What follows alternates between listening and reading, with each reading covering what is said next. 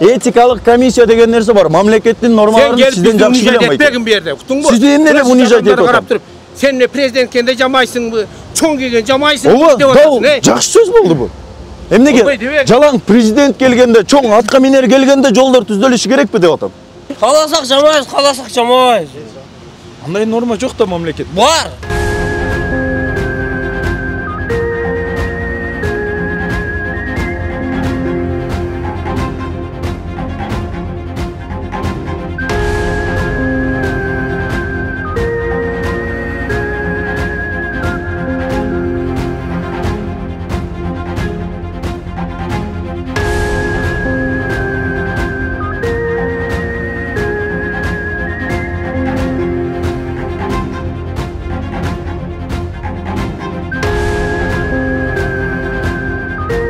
Күндө чаң, адам бою көтөрүлө турган чаң бар болчу ал жерде. Суу себелет күндө. Жок, неге президент келгенде эрте менен суу себип атасыңар? Ошол мага кызык болуп атат. Президент келгенде бул кортеж деген бул. Кортеж токтоп тоскоолдук болбош керек. Кортеж өтүп кетишине тоскоолдук болбош керек. Чаң тоскоол болобу? Чаң дагы тоскоол болот, яма дагы тоскоол болбош керек да бул. Мына элге тоскоол болбойт. Временный болсо да жаап турабыз ушунда оңдоп. Биздин ишканалар ким үчүн иштейт? Ошол мага кызык боло берет. Президент, министр, Минкабмин ушундайларга иштейбизби же элге иштейбизби биз? Президент келип атат. Кортежге тоскоол болбош керек деп атасыз. Бирок жөнөкөй эл ошол жерден күнүнө 4 жолу өтсө деле бирөө маани бербейт ага. Жол салбайбыз. Биз убактылуу гана шагыл менен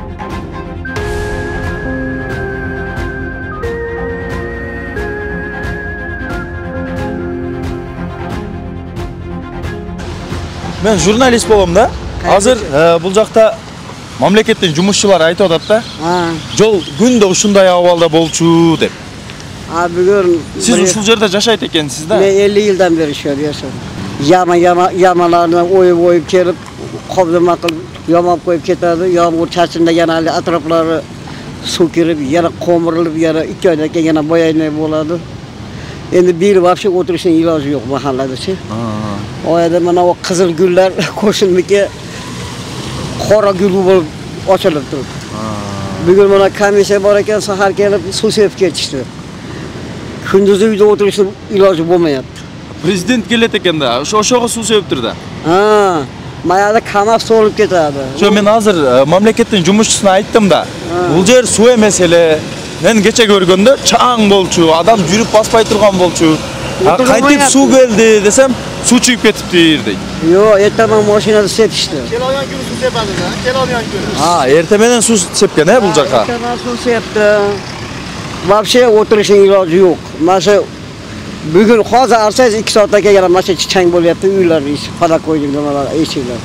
Endi mana hozir mana bolalar agar bu ahvol bo'lsa, ertaga tuberkuloz bo'ladi hamma bolalar. Chang bitibdi.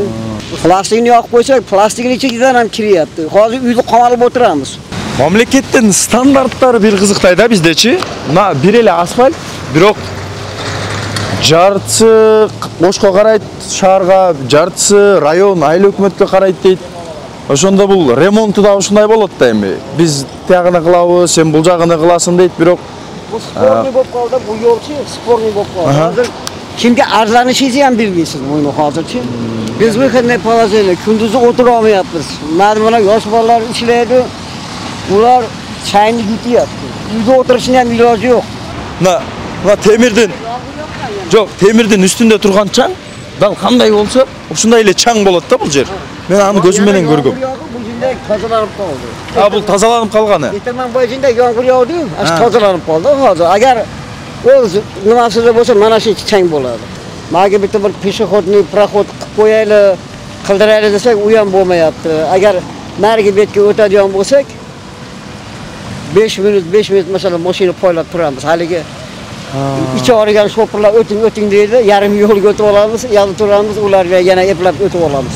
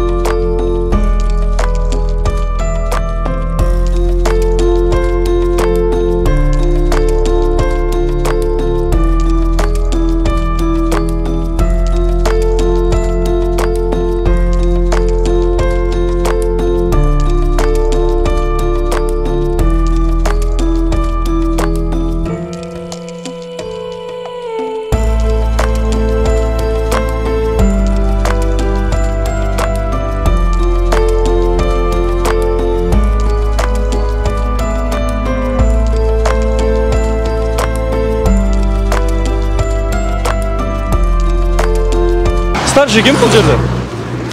Қандайсыз? Ассалаумағалейкум. Ассалаумағалейкум. Не oldu be? Жоқ, старший керек та бізге. не болды? Территория Қарасуға қарай? Karası'nda. Қарасуға қарай, та? Жана, теге сіздің машинаңыз бе? Тақта да көрдіңіз да алды, тұра. Бөке атыңыз кім? Менің атым Али. Зайырбек, мен деп 21 начальниги. Мына жолдагы деп 21ге карайт, бирок азыр бул подрядчик аркылуу жасалып атат. Подрядчик Вегастрой деген ишкана. Мына подрядчиктин представительдери. Мен ал жердеги шартты күндө эле көрөм да. Биз деле билебиз Ал жердеги шартты. Күндө оңдой. Жок, эң кызыгы мына азыр бир апа да сүйлөдү да ошол нерсеничи. Чаң көтөрүлөт. Эл өтөт, жаш бала бар, аял бар дегендей да, кары картаң бар ал жерде, жашап аткан эл бар. Күндө чаң, адам бою көтөрүлө турган чаң бар болчу ал жерде. Суу себелет күндө. Жок, неге президент келгенде эрте менен суу себип атасыңар? Ошол мага кызык болуп атат. Президент келгенде бул кортеж деген болот. Кортеж токтоп тоскоолдук болбош керек. Кортеж өтүп кетишине тоскоолдук болбош керек. Чаң тоскоол болобу? Чаң дагы тоскоол болот, яма дагы тоскоол болбош керек да, бул кетиш керек. Задание ошондой болот. Мына элге тоскоол болбойт. Временный болсо да жаап турабыз ушундай оңдоп. Элге тоскоол болот. Беке, мындай да биздин ишканалар ким үчүн иштейт? Ошол мага кызык боло берет. Президент, министр, Минкабмин ушундайларга иштейбизби же элге иштейбизби биз? Президент келип атат. Кортежге тоскоол болбош керек деп атасыз. Бирок жөнөкөй эл ошол жерден күнүнө 4 жолу өтсө деле бирөө маани бербейт ага. Неге маани бербейт? Биз күндө ол жерди карайбыз. Күндө ремонт болот. Күндө эле ошол акыбал. Неге анда бүгүн президент өтүп атканда адам бою чаң жок?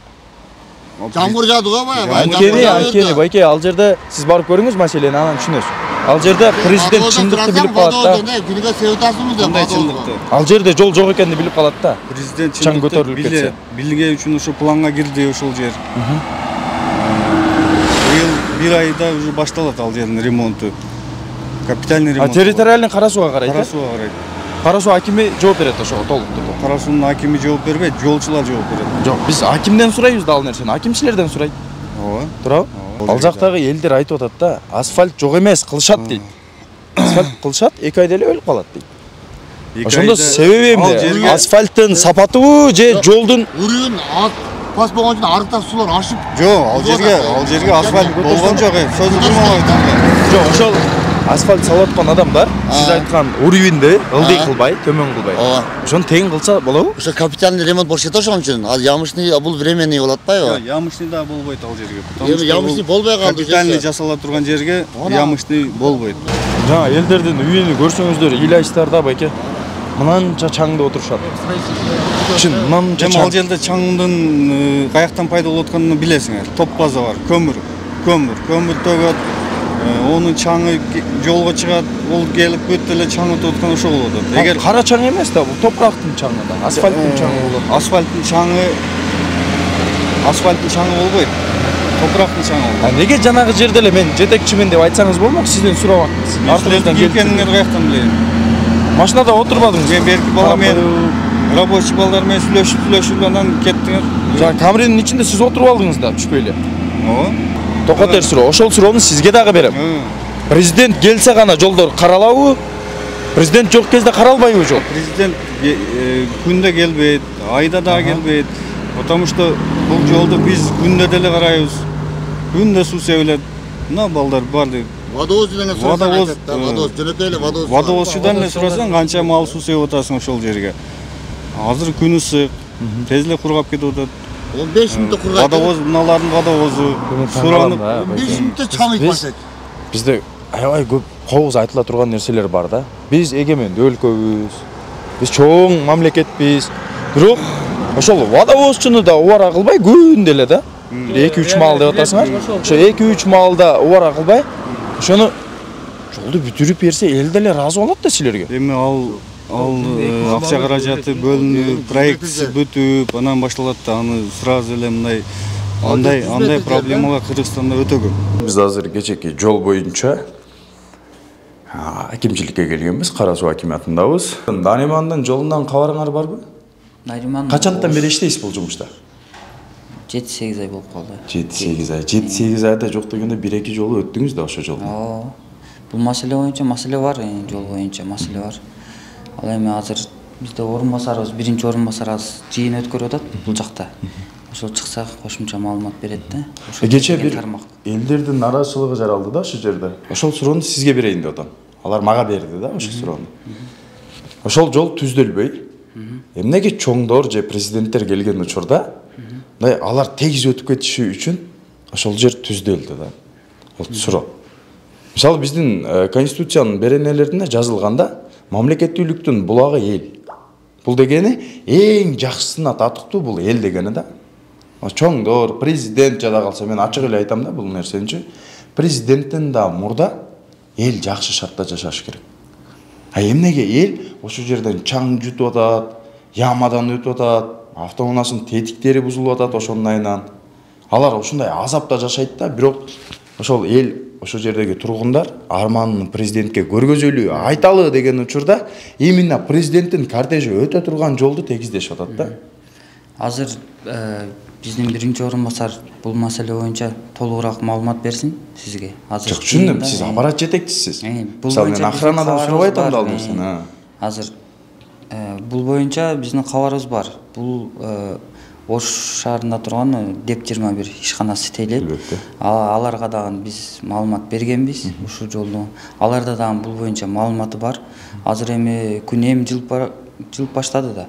Булардын баягы талаптары бар экен. Жолду баягы асфальт баскангачы. Бул өзү титулга кирген деп бизге маалымат беришкен. Жакын күндөрү башталары бизге маалым болгон. Анан азыр ал жерге суу чачып баягы чаңды эме кылып жолду тегиздеп ушу утурумдук иштер менен алек болуп атат да. Утурумдук иштер менен ал жакын күндөрү асфальт басылат деп бизге дагы маалымат беришкен. Деп 21дин жетекчиси менен сүйлөштүм кече. Алар айтып атат, биз асфальт салбайбыз. Биз убактылуу гана ушундай кылып турабыз дейт. Анан өзү оозу менен айтты кече. Кортеж өтүшү үчүн тоскоол болбошу керек. Мен түшүнөм, анын коопсуздук жагынан тоскоол болбошу керек. Бирок эмнеге 200-дүүлүктүн айынан коопсуздук жаралышы керек? Вот, мен сизге айтып атканым. Түшүнүп атасызбы? Ошол жер яма. Ошол жер элдер бет титрейт да ал жердечи. Кадимкидей бетиң титрейт. Жада калса ходовойго бир киресиң да машинаң менен ошол жолдон кийин. Курговойго чейинки жолду эсептесе, эң элди кыйнап аткан жер 150 метр да. Аны сиз жакшы билесиз. Күндө өтүп аткан. Ал жерде эми убактылуу жанагындай тегиздеп убактылуу эме кылып атабыз да. Азыр эми республикалык бюджеттен акча каражаты бөлүнсө, ошол жердин асфальттоо иштери башталат. Ал жерге эч качан алтыда суу себилген эмес да. Түшүнүп атасызбы? Эртеменде, мындай тем более кече 1-май болчу. Майрам мамлекеттүүлөр мындай эс алды да, мамлекеттик жумуштагылар. Бирок ДО 21дин кызматкерлери ошол майрамга карабай, башкага карабай, алтыда келип ошол жердичи жамгыр жагандан бетер кылып салышты. Таксисттер ошол жерден күндө каттаган таксисттер айтып атат. Булар 200-дүүлүк кылып атат дейт. Кадимкидей наразы болду элдер түшүп. Булар 200-дүүлүк кылып атат. Бул жол мындай эмес. Азыр президент өтөт да, президент өтүп атканда көрүп туруп, жол жакшы эле экен деп өтүп кетет. Бул эң чоң маселе, бул көйгөй экенди президент кайдан билсин анан? Чын кошулам ошо сөзгө. Президент Матиз менен өтпөйт, Тико менен өтпөйт да. Жада калса ошол жерде иштеп аткан сервистеги балдар намордник менен иштеп атат. Эмнеге намордник тагынып алдыңыз десе, байке бүгүн суу бар да. Сиз башка күнү бир келип көрсөңүз деп. Мен ал жерден өтөм. Күндө өтөм. Мен ошол жерде көрөм. Бул боюнча бизден кайрылып атабыз. Тиешелүү жетекчилерге, тиешелүү тармактарга кайрылып, бул боюнча маалыматыбыз бар. Көзөмөлдө турат. Азыр аким болсо, бир Матиз автоунаасы бар да бизде. Ошону мен алып барып айдатайын дегем да. Мындай 5-7 жана андан чоң машиналарда жүрөт экен акимдер. Мен ошону акимди Матизге отургузуп, ошол жолдон жүргүзөм дегем. Бир өтүп көрүңүз байке. Бул жерден өтүп аткан элдин катмары Матиз, Тико. Эң чоңу мындай портер да. Въездге чыгып кетти эле. Азыр жана достуктан жана кечеги маселелер боюнча бул жакта азыр экинчи орун басарыбыз эмеде выездге чыгып кетти. Билерге келсеңиздер аким өзү. Азыр мендеги маалыматка караганда аким жаңы, Азыр элдер менен таанышып атат, иштер менен таанышып атат турабы? Тиешелүү көйгөйлүү маселелер бар. Тиешелүү иштер бар ошо. Аким жаңы келгенде таанышып чыгыш үчүн канча убакыт кетет? Ал боюнча менин маалыматым жок экен. Менин маалыматым бар. Өзүнөн сурап. Менин маалыматым бар. Сиздин маалыматыңыз жок болсо, менин маалыматым бар. Аким канча иштеген болсо, ошол бүт жумуш менен эл менен таанышып чыга алган жок. Аким келсе, бир таанышып чыкканына 4 ай кетсе, бир аким жумуш менен эл менен таанышып чыкканына 4 ай кетсе, 4 айда ал жумуштан алынып кетсе, дагы жаңа аким келсе, ал эчтекени билбейт, дагы таанышып чыгышына 4 ай кетсе, бир жылда 3 аким алмашса, бир жыл жокко чыгат да. Жокко дегенин да, бул жокко эсе болот да. Эл эмне болот анда? Булар таанышып чыга берсе, выезд кыла берсе, бир көрүп коеюн. Азыр акимге киргенимде, аким 97% сөзүндө мен жаңы келдим, мен тааныша элекмин деген сөздү колдончу да мага. Мен мурда да акимдерден ушундай сөздөрдү угуп келгем. Айдарбек беке, мен бул акимге кайра келем да.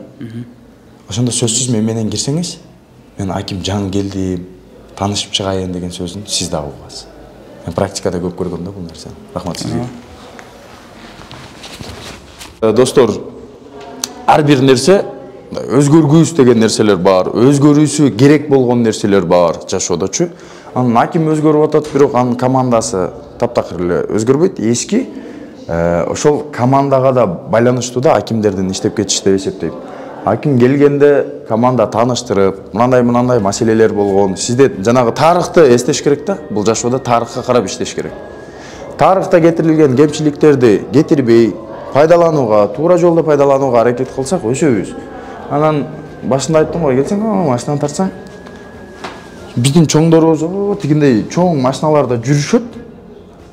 Жана карапайым мели айдап аткан Матис, Тико же болбосо ошого окшош мындай Фит сыяктуу машиналарда жүрүшпөйт. Албетте мындай жолдун ямаларын билишпейт да анда. Мындай президенттин администрациясы же акимдерди дайындап аткан адамдарга да айтам да, ошол Матис, Тиколорду служебный машина кылганды бир жолго койсоңор.